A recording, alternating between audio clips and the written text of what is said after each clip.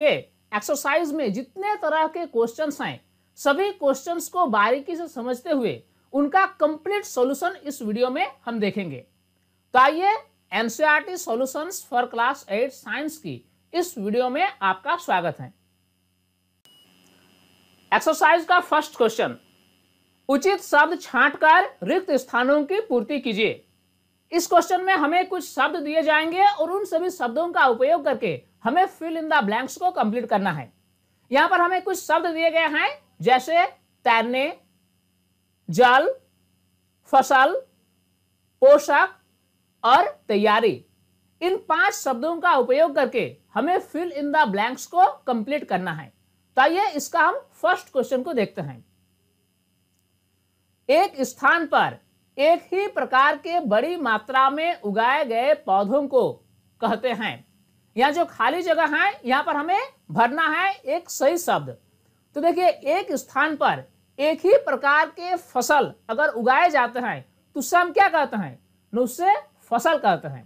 तो इसलिए यहाँ पर हो जाएगा फसल, यानी एक स्थान पर एक ही प्रकार के बड़ी मात्रा में उगाए गए पौधों को फसल कहते हैं। अब नेक्स्ट क्वेश्चन देखते हैं।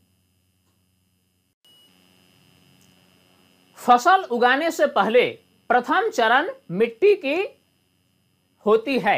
अब यहां पर खाली जगह में हमें सही शब्द को भरना है। तो देखिए, फसल उगाने का प्रथम चरण जो है वह है मिट्टी की तैयारी, यानी खाली जगह पर कौन सा शब्द भराएगा? न तैयारी। यानी कंप्लीट जो सेंटेंस होगा वह होगा, फसल उगाने से पहले प्रथम चरण मिट्टी की तैयारी होती है। अगला क्वेश्चन देखते हैं आप। क्षतिग्रस्त बीज जल की सतह पर लगेंगे। अब यहां पर खाली जगह में कौन सा शब्द भराएगा? तो देखिए, क्षतिग्रस्त बीज को अगर हम पानी में डालते हैं तो क्या होता है कि जो स्वस्थ बीज होते हैं वह पानी के तली तक पहुंच जाते हैं, लेकिन जो क्षतिग्रस्त बीज होते हैं वह सतह पर तैरने लगते हैं। यानी यहाँ पर सही शब्द जो रहेगा वह होगा तैरने। यानी हम लिख सकते हैं कि क्षतिग्रस्त बीज जल की सतह पर तैरने लगेंगे। अगला क्वेश्चन देखते हैं हम। फसल उगाने के लिए पर्याप्त सूर्य का प्रकाश एवं मिट्टी से डैश एवं डैश आवश्यक हैं। अब यह खाली जगह पर क्या भराएगा? तो देखिए, फसल के पौधों के लिए अनिवार्य तत्व क्या क्या है? सूर्य का प्रकाश, जल और पोषक। तो यहां पर मिट्टी से वे प्राप्त करते हैं जल और पोषक। यानी हम कह सकते हैं कि फसल उगाने के लिए पर्याप्त सूर्य का प्रकाश एवं मिट्टी से जल एवं पोषक आवश्यक है। अब अगला क्वेश्चन देखते हैं। एक्सरसाइज का क्वेश्चन नंबर 2, कॉलम ए में दिए गए शब्दों का मिलान कॉलम बी से कीजिए। इस क्वेश्चन में हमें 2 कॉलम दिया गया है, कॉलम ए और कॉलम बी। अब कॉलम ए को हमें कॉलम बी से सही सही मिलान करना है। तो आइए देखते हैं कि कॉलम ए में कौन कौन सा शब्द है और कॉलम बी में क्या क्या है। कॉलम ए में पहला है खरीफ फसल, दूसरा है रबी फसल, तीसरा है रासायनिक उर्वरक और चौथा है कार्बनिक खाद। ठीक इसी प्रकार कॉलम बी में पहला है मवेशियों का चारा, दूसरा है यूरिया एवं सुपर फास्फेट, तीसरा है पशु अवशिष्ट, गोबर, मूत्र एवं पादप अवशेष, चौथा है गेहूं, चना, मटर और पांचवा है धान एवं मक्का। अब यहाँ पर कॉलम ए में जो सभी चीजें दिए हुए हैं और कॉलम बी में जो दिए हुए हैं, इन्हें हमें आपस में सही सही मिलान करना है। तो आइए मिलाते हैं सबसे पहला यानी खरीफ फसल को। तो खरीफ फसल का सही उदाहरण क्या है? धान और मक्का। यानी ए नंबर जो है वह ई नंबर से मिलेगा। यानी हम लिख सकते हैं कि खरीफ फसल जो है वह धान और मक्का से संबंधित है। अब हम मिलान करते हैं रबी फसल को। रबी फसल का एग्जाम्पल है गेहूं, चना और मटर। यानी रबी फसल जो है ये मिलान हो जाएगा डी नंबर से। यानी 2 नंबर जो है वह डी नंबर के साथ मिल जाएगा। तीसरा है रासायनिक उर्वरक। तो रासायनिक उर्वरक का उदाहरण है यूरिया एवं सुपर फास्फेट। यानी कॉलम ए का जो 3 नंबर है वह कॉलम बी के बी नंबर से मैच हो जाएगा। अब लास्ट बचा है कार्बनिक खाद।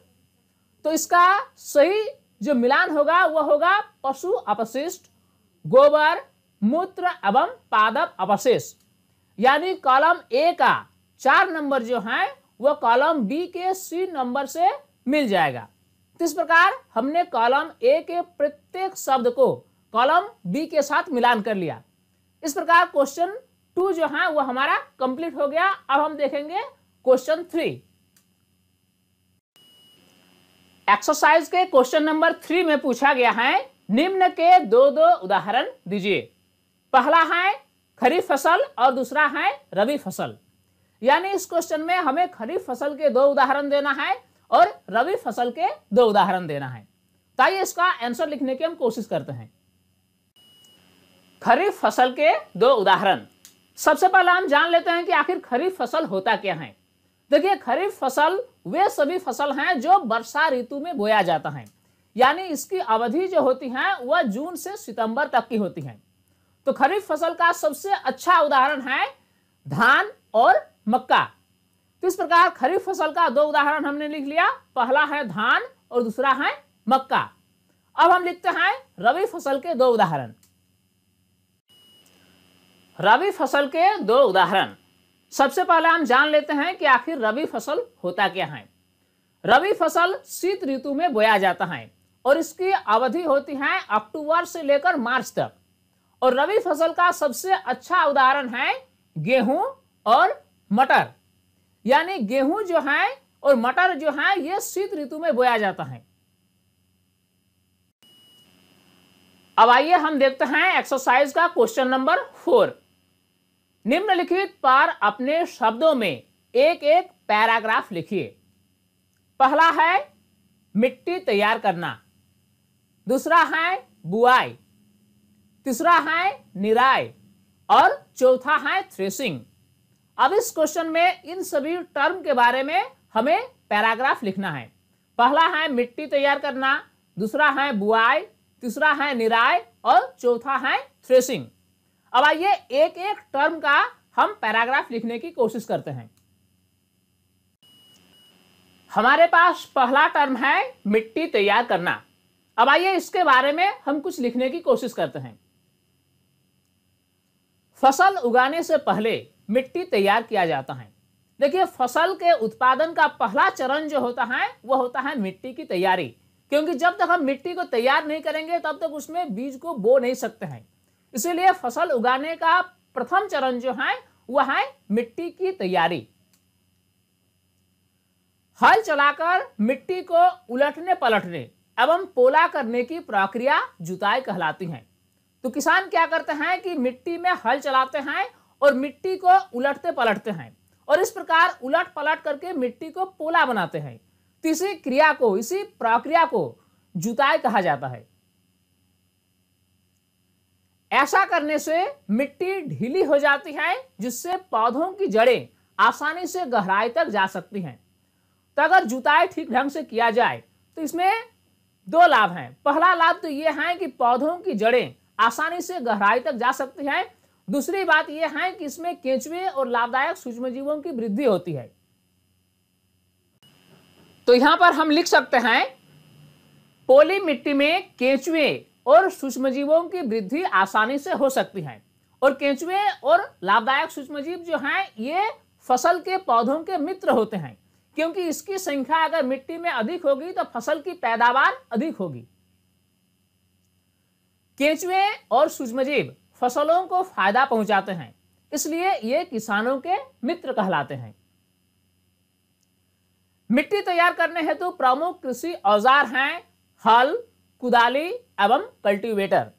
इस प्रकार जो हमें टर्म दिया गया था मिट्टी तैयार करना, इसके बारे में हमने पैराग्राफ लिख लिया।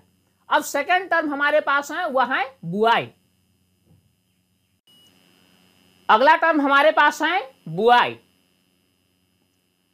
मिट्टी में बीजों को बोने की क्रिया को बुआई कहते हैं। किसान जब मिट्टी तैयार कर लेते हैं तो उसके बाद क्या करते हैं कि बीजों को मिट्टी पर बोते हैं ताकि उन बीजों से पौधे जन्म ले सके। तो इसी क्रिया को यानी बीज को बोने की क्रिया को ही बुआई कहा जाता है। यह फसल उत्पादन का एक महत्वपूर्ण चरण है। देखिए बुआई जो है ये फसल उत्पादन का एक महत्वपूर्ण चरण है। बुआई के लिए अच्छी किस्म की साफ एवं स्वस्थ बीजों का चयन किया जाता है। देखिए ये जो चरण है ये बहुत ही महत्वपूर्ण है, क्योंकि बुआई के क्रम में अगर अच्छी किस्म के बीज का उपयोग नहीं किया जाए तो किसान की सारी मेहनत बेकार हो जाती है।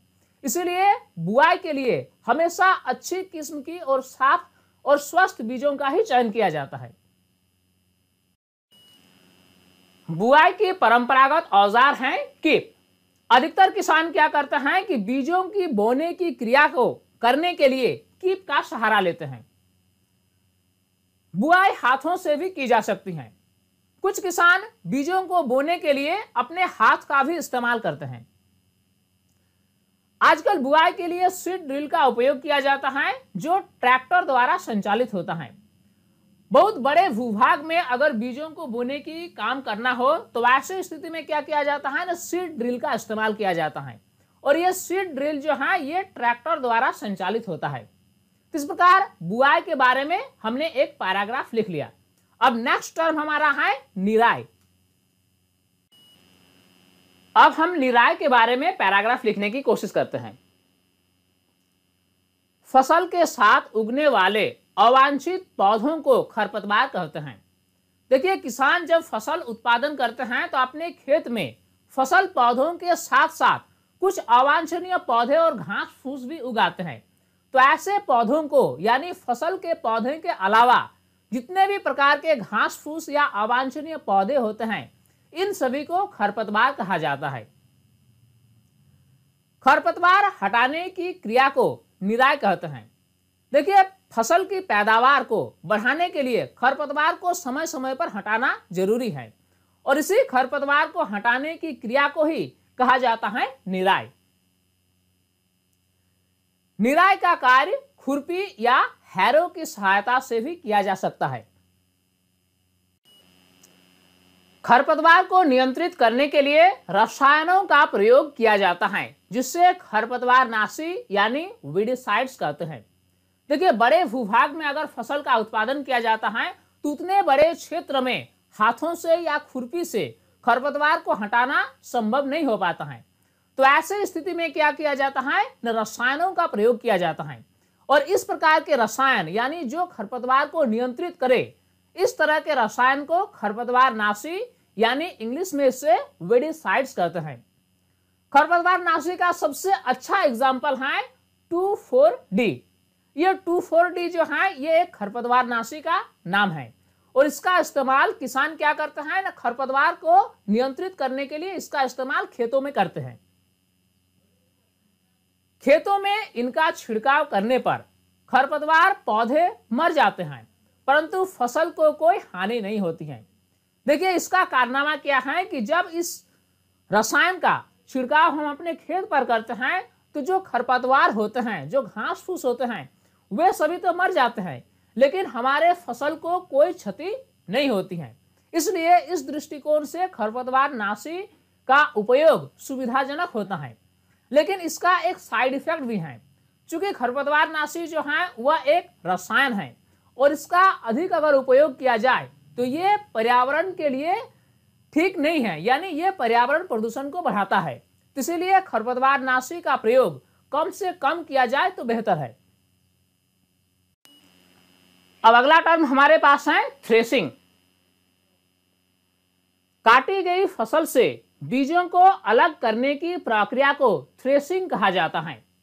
देखिए जब फसल पककर तैयार हो जाता है तो किसान उस फसल की कटाई करके अपने खलिहान ले आते हैं।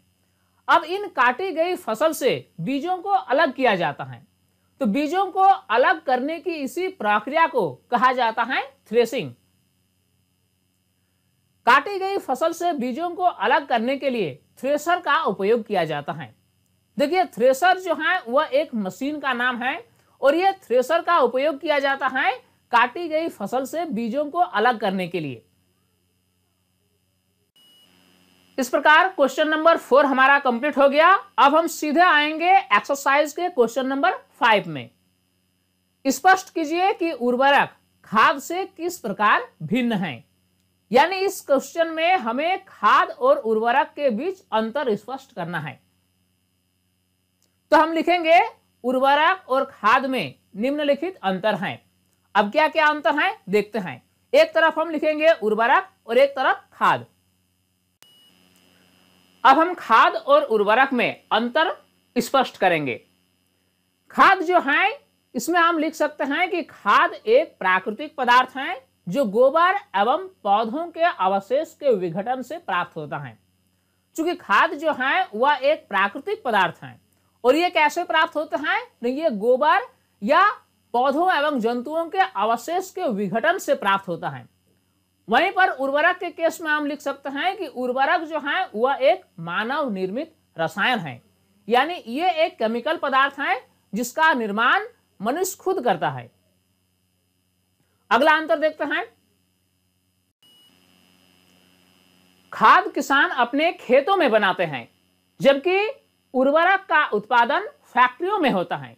यह एक महत्वपूर्ण अंतर है कि खाद का उत्पादन किसान खुद अपने खेतों में करते हैं, जबकि उर्वरक का उत्पादन जो है वह फैक्ट्रियों में होता है रासायनिक विधि द्वारा। नेक्स्ट अंतर अब देखते हैं। अगला अंतर है कि खाद से मिट्टी को प्रचुर मात्रा में ह्यूमस प्राप्त होती है, जबकि उर्वरक से मिट्टी को ह्यूमस नहीं मिलती है। ह्यूमस जो है वह एक कार्बनिक पदार्थ है और ये पौधों के लिए बहुत ही लाभदायक है। तो खाद का अगर इस्तेमाल किया जाए खेतों में तो इसमें मिट्टी में ह्यूमस की मात्रा बढ़ती है, लेकिन इस तरह की स्थिति उर्वरक के साथ नहीं होती है। यानी इस दृष्टिकोण से खाद बेहतर होता है उर्वरक की तुलना से। खाद के केस में हम लिख सकते हैं कि इसमें तुलनात्मक रूप से कम पोषक तत्व होते हैं, जबकि उर्वरक में नाइट्रोजन, फास्फोरस और पोटेशियम प्रचुर मात्रा में होते हैं। चूंकि खाद का निर्माण जो है वह किसान खुद अपने खेतों में करते हैं और इसमें पोषक तत्वों की जो मात्रा है वह कम होते हैं, लेकिन उर्वरक का उत्पादन फैक्ट्रियों में रासायनिक विधि द्वारा होता है, इसीलिए इसमें नाइट्रोजन, फास्फोरस और पोटेशियम जैसे महत्वपूर्ण पोषक तत्वों की मात्रा अधिक होती है। अगला महत्वपूर्ण अंतर यह है कि पानी में अघुलनशील होने के कारण इनका अवशोषण धीरे धीरे होता है, जबकि पानी में घुलनशील होने के कारण उर्वरक का अवशोषण शीघ्र हो जाता है।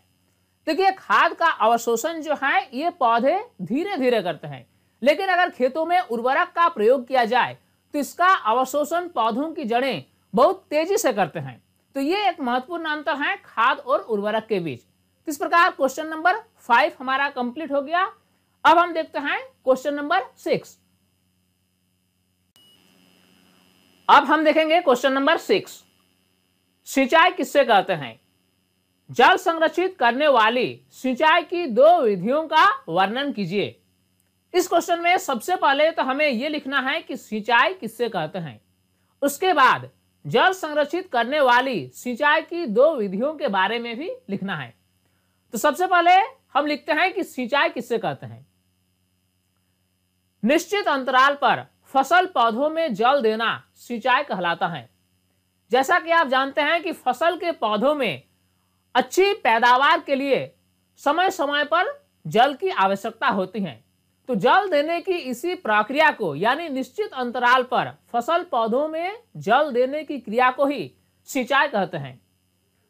अब हम देखेंगे कि जल संरक्षित करने वाली 2 ऐसी विधि, सिंचाई की 2 ऐसी विधि जो जल की फजूल खर्चा को बचाती है। जल संरक्षण हेतु सिंचाई की 2 प्रमुख विधियां निम्नलिखित हैं। पहला तो यह है कि छिड़काव तंत्र यानी स्प्रिंकलर सिस्टम, और दूसरा है ड्रिप तंत्र यानी ड्रिप सिस्टम। तो इन 2 विधियों के जरिए हम जल की बर्बादी को बहुत हद तक कम कर सकते हैं। अब आइए इसमें एक एक करके हम एक्सप्लेन करने की कोशिश करते हैं कि छिड़काव तंत्र क्या है और ड्रिप तंत्र क्या है। छिड़काव तंत्र, इससे इंग्लिश में स्प्रिंकलर सिस्टम कहा जाता है। इस विधि में ऊर्ध्व पाइपों के ऊपरी सिरों पर नोजल लगे होते हैं। देखिए, इस सिस्टम में क्या होता है कि इसमें पाइपें बिछी हुई रहती हैं और इसमें जो वर्टिकल पाइप्स होती हैं यानी ऊर्ध्व पाइप होती हैं उसके ऊपरी सिरे पर नोजल लगे हुए रहते हैं। इसमें पानी का छिड़काव इस प्रकार होता है जैसे वर्षा हो रही है। तो जहां पर इस तरह के सिस्टम लगाए गए हैं वहां पर सिंचाई की जो तरीका है वह इस तरह से होते हैं जैसे कि वर्षा हो रही है। अगला है ड्रिप तंत्र यानी ड्रिप सिस्टम। इस विधि में जल पाइपों के जरिए बूंद बूंद करके सीधे पौधों की जड़ों में गिरता है। देखिए, इस सिस्टम की खासियत यह है कि पूरे भूखंड में पाइपें बिछी हुई रहती हैं और पतली पतली पाइपें सीधे पौधों की जड़ों तक पहुंचती हैं और इन पाइपों के जरिए पानी बूंद बूंद करके सीधे पौधों की जड़ों तक पहुंचता है। तो इस प्रकार के सिस्टम में क्या होता है कि पानी की बर्बादी नहीं होती है। यह सिस्टम वैसे जगह में सबसे ज्यादा उपयोग किया जाता है जहां पानी की कमी होती है। इस विधि में जल बिल्कुल व्यर्थ नहीं होता, अतः यह जल की कमी वाले क्षेत्रों के लिए एक वरदान है। इस प्रकार हमने दो विधियों का वर्णन कर लिया। अब हम देखते हैं क्वेश्चन नंबर 7। एक्सरसाइज का क्वेश्चन नंबर 7। इस क्वेश्चन में पूछा गया है यदि गेहूं को खरीफ ऋतु में उगाया जाए तो क्या होगा, चर्चा कीजिए। देखिए, खरीफ फसल वैसे फसल हैं जिसको वर्षा ऋतु में बोया जाता है और रबी फसल वैसे ऋतु है जिससे शीत ऋतु में बोया जाता है। तो गेहूं जो है वह एक रबी फसल है जिससे शीत ऋतु में ही बोया जाता है। लेकिन इस क्वेश्चन में पूछा गया है कि अगर गेहूं को हम खरीफ ऋतु में उगाने की कोशिश करें तो क्या होगा। तो आइए इसका आंसर लिखने की हम कोशिश करते हैं। गेहूं एक रबी फसल है जिससे शीत ऋतु में उगाया जाता है, जबकि खरीफ फसलों की खेती वर्षा ऋतु में जून से सितंबर तक होती है। तो जैसा कि अभी हमने डिस्कस किया कि रबी फसल की जो खेती होती है वह शीत ऋतु में होता है और खरीफ फसल की जो खेती होती है वह वर्षा ऋतु में होती है। इस ऋतु में वर्षा अधिक मात्रा में होती है, क्योंकि खरीफ ऋतु में क्या होता है कि उसमें वर्षा अधिक मात्रा में होती है, लेकिन गेहूं की जो फसल है वह एक रबी फसल है। तो हम लिख सकते हैं यदि गेहूं को खरीफ ऋतु में उगाया जाए तो पानी की अधिकता के कारण यह सड़कर खराब हो जाएगा और फसल खत्म हो जाएगी। चूंकि गेहूं जो है वह रबी फसल है, इसीलिए अगर इससे खरीफ ऋतु में उगाने की कोशिश किया जाए तो पानी की अधिकता के कारण यह फसल सड़कर खराब हो जाएगा और फसल जो है वह बर्बाद हो जाएगी।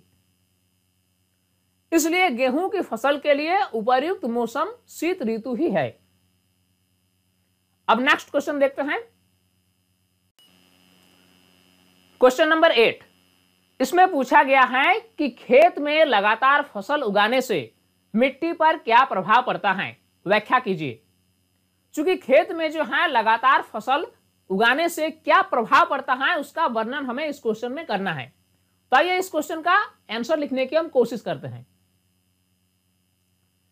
खेत में लगातार फसल उगाने से मिट्टी की उर्वरता कम हो जाती है। अगर किसी एक खेत में हम हर सीजन में फसल उगाएंगे तो उसमें क्या होगा कि मिट्टी की उर्वरा शक्ति कम होती चली जाएगी। इससे मिट्टी के कुछ पोषक तत्वों की कमी हो जाती है। देखिए, होता क्या है कि अगर हम हर सीजन में किसी खेत में फसल लेते रहें तो पौधों की जड़ें उस मिट्टी से आवश्यक पोषक तत्वों को बार बार अवशोषण करती रहती हैं, जिसके कारण उस मिट्टी में आवश्यक पोषक तत्वों की कमी होना स्वाभाविक है। इसलिए खेतों में लगातार फसल नहीं उगाना चाहिए। इससे बचने के लिए करना क्या चाहिए कि एक दो सीजन हमें छोड़ देना चाहिए, ऐसे ही परती छोड़ देना चाहिए। तो यहां पर अब हम लिख सकते हैं कि खेत को कुछ समय के लिए परती छोड़ देना चाहिए, जिससे मिट्टी में पोषक तत्वों की पुनः पूर्ति हो जाती है। क्योंकि अगर बीच बीच में एक दो सीजन हम खेत को परती छोड़ देंगे तो इसमें क्या होगा कि मिट्टी की उर्वरा शक्ति बढ़ती चली जाएगी, क्योंकि इसमें पोषक तत्वों की जो कमी हुई थी वह पूर्ण हो जाएगी। फसल चक्रण पद्धति को अपनाकर भी मिट्टी की उर्वरता में सुधार किया जा सकता है। चूंकि फसल चक्रण पद्धति अगर हम अपनाएंगे तो इसमें भी मिट्टी की उर्वरा शक्ति को बनाए रखा जा सकता है। इस विधि में क्या किया जाता है कि दो अनाजों के बीच एक दलहन पौधों की खेती की जाती है, क्योंकि दलहन पौधों की जड़ों में राइजोबियम जीवाणु होते हैं और ये जीवाणु वायुमंडल से नाइट्रोजन गैस को नाइट्रेट में बदल देते हैं, जिसके कारण क्या होता है कि मिट्टी में नाइट्रोजन की पूर्ति हो जाती है। नेक्स्ट है क्वेश्चन नंबर 9। खरपतवार क्या है, हम उनका नियंत्रण कैसे कर सकते हैं।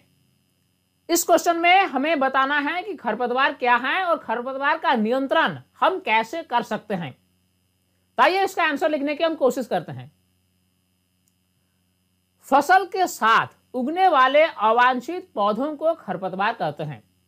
देखिए, जब किसी खेत में फसल का उत्पादन किया जाता है तो फसल पौधों के साथ साथ कुछ अन्य पौधे भी साथ में उगाते हैं, घास फूस या कोई अन्य अवांछनीय पौधे। तो इस तरह के अवांछनीय पौधों को ही खरपतवार कहा जाता है। खरपतवार हटाने की प्रक्रिया को निराई कहा जाता है। चूंकि खरपतवार जो है वह फसल को क्षति पहुंचाते हैं, इसीलिए समय समय पर खरपतवार को हटाते रहना चाहिए। तो खरपतवार को हटाने की इसी प्रक्रिया को निराई कहा जाता है। खरपतवार का नियंत्रण निम्न प्रकार से किया जा सकता है।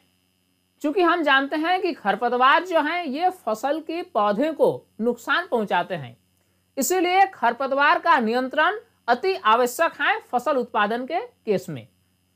तो खरपतवार को हम कैसे नियंत्रित कर सकते हैं, इसके लिए कुछ विधियां हैं जिसके बारे में अब हम चर्चा करेंगे।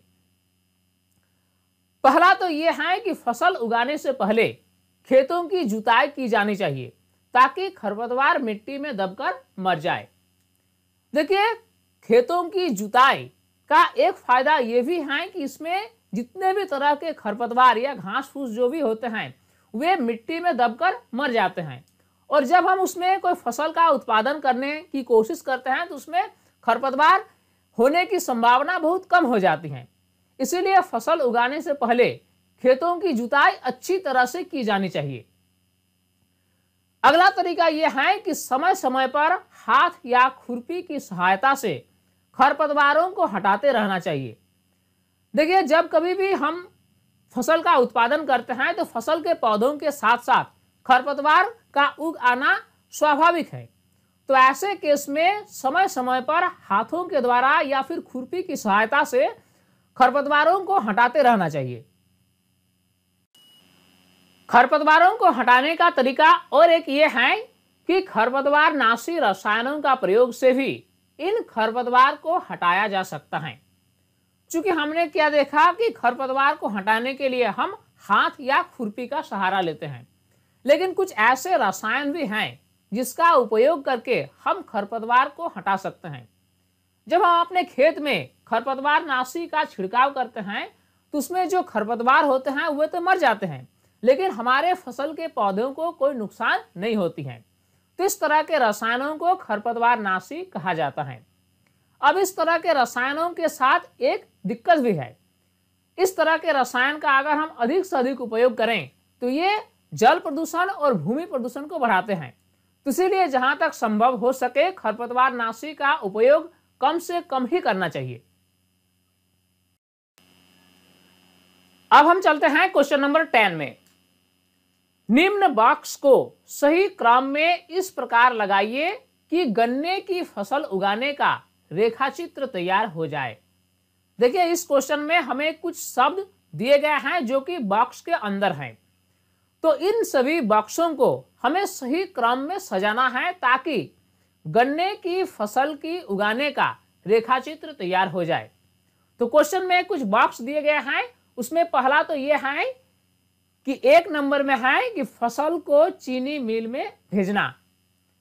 दूसरा नंबर है सिंचाई। तीसरा नंबर में है कटाई। चौथा नंबर में है बुआई। पांचवा है मिट्टी तैयार करना। छठा है खेत की जुताई करना और सातवां है खाद देना। अब इन सभी बक्सों को हमें सही क्रम में सजाना है ताकि ये गन्ने की फसल उगाने का रेखाचित्र तैयार हो जाए। तो आइए इसको हम सॉल्व करने की कोशिश करते हैं। तो गन्ने की खेती का सही क्रम हम इस प्रकार सजा सकते हैं। सबसे पहले तो हमें मिट्टी तैयार करना होगा, यानी मिट्टी में जितने तरह के ऊंच नीच हैं सभी को समतल कर देना होगा और मिट्टी हमें तैयार करना होगा। यानी प्रथम चरण जो होगा वह होगा मिट्टी तैयार करना। इसके बाद का जो चरण होगा वह होगा खेत की जुताई करना, क्योंकि जब तक हम मिट्टी को ठीक से जोतेंगे नहीं तब तक उसमें फसल की पैदावार नहीं होगी। इसीलिए मिट्टी तैयार करने के बाद का चरण है खेत की जुताई करना। और जब खेत की जुताई हो गई उसके बाद का चरण है बुआई। खेत की जुताई करने के बाद क्या करेंगे? बीजों की बुआई करेंगे। तो इस प्रकार इसके बाद का चरण हो गया बुआई।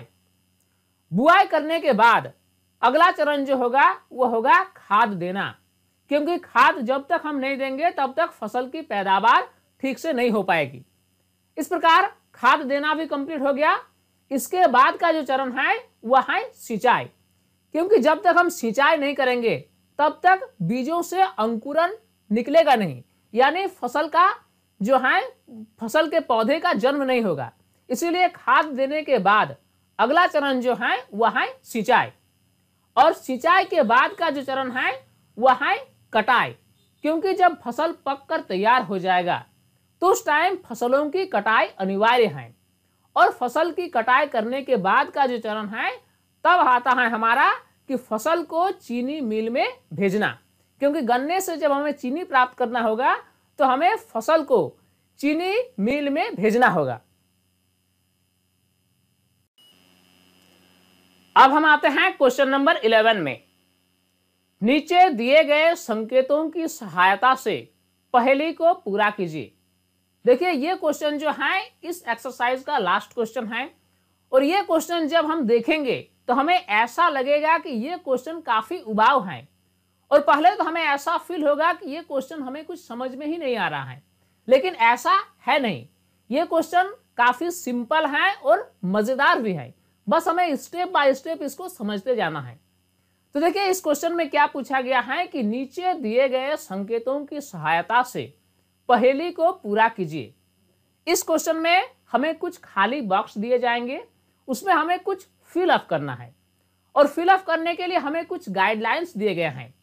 उसमें से ऊपर से नीचे की ओर हमें जब फिल करना है तो हमें क्या क्या ध्यान रखना है ये दिया गया है।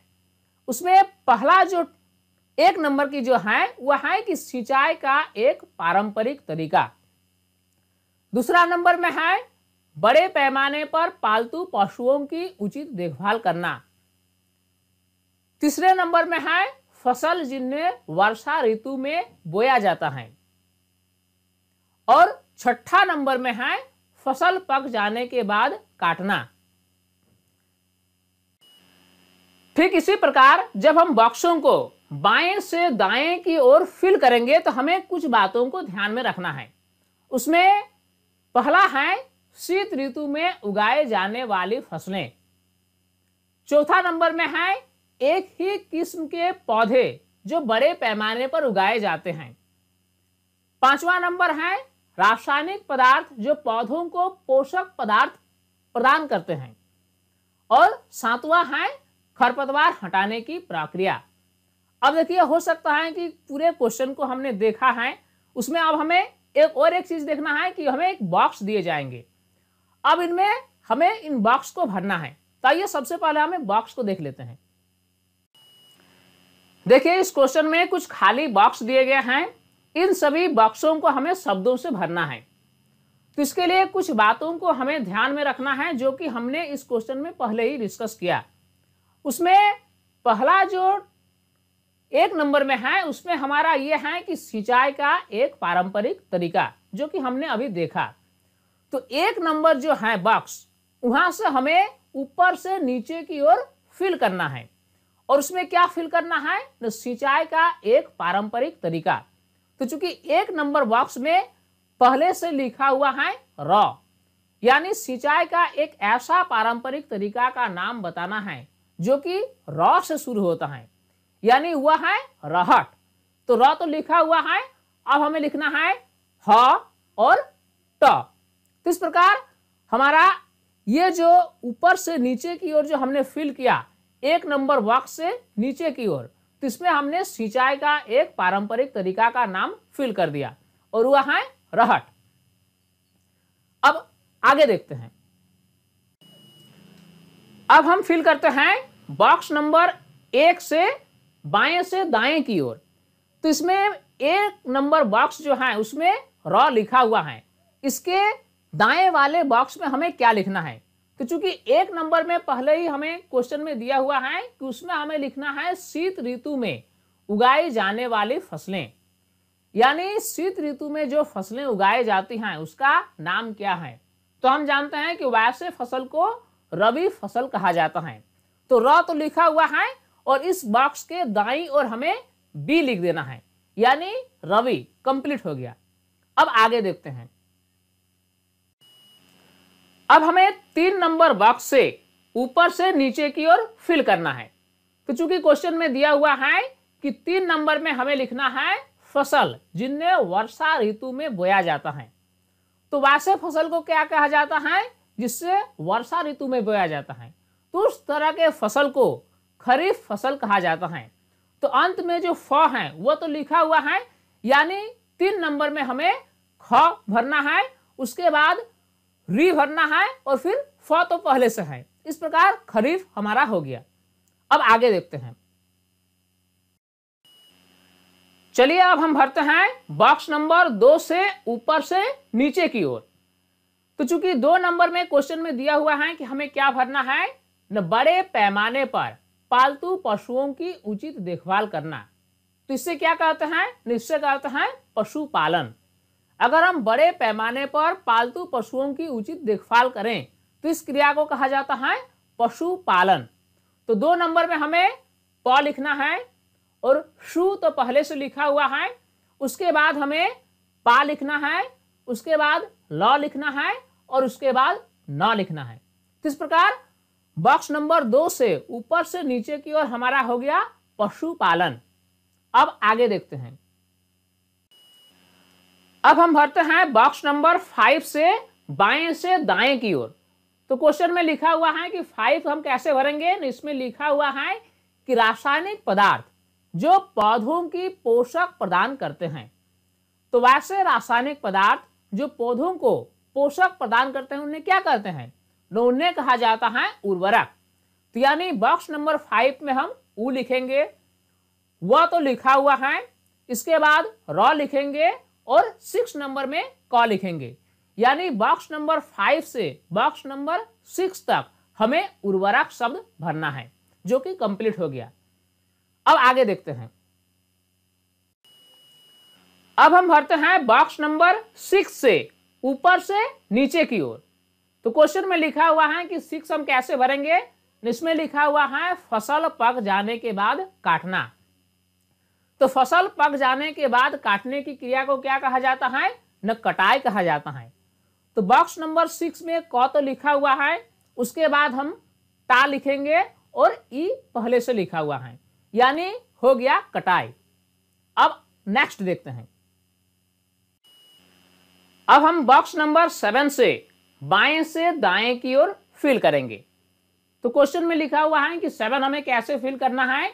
न खरपतवार हटाने की प्रक्रिया। तो खरपतवार हटाने की प्रक्रिया को क्या कहा जाता है? उससे कहा जाता है निराई।